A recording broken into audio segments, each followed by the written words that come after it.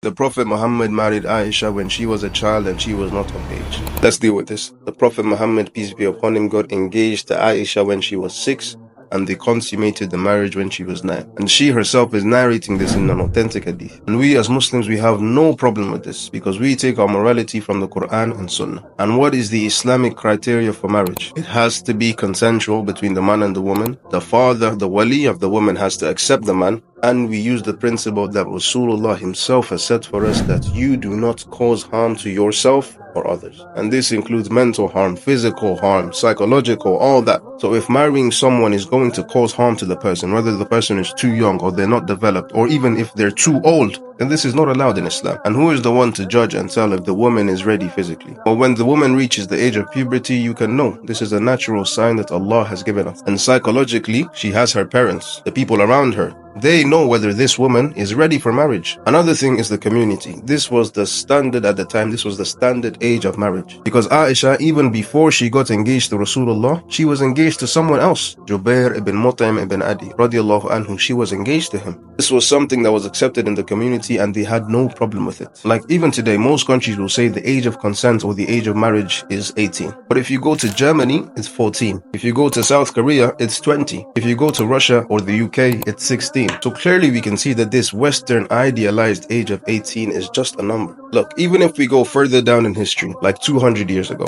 William Blackstone, this man was a jurist for England. He wrote a book called Commentary on the English Law. And in this book, 200 years ago, he said a woman can be given in marriage at the age of 7. And this is not like his opinion or something. This is English law. This guy is a jurist. And even your grandparents, if they're alive, you can speak to them. Ask them when they got married, when their parents got married. And we're talking about 200 years. Rasulullah ﷺ lived 1,400 years ago. And you want to use your standards of today to judge what was going on 1,400 years ago. This is a fallacy we call presentism, when you try to judge the values of today with the values of yesteryear. So this alone shatters this idea that the enemies of Islam try to push forward. This argument or this objection to Islam is a new thing. It only developed over the last 100 years because the Western society decided to raise the age of consent so they can make you go through all the levels of school, get you into student loan, get you into debt, and take all your money. Anyways, that's it for this one. Assalamu alaikum.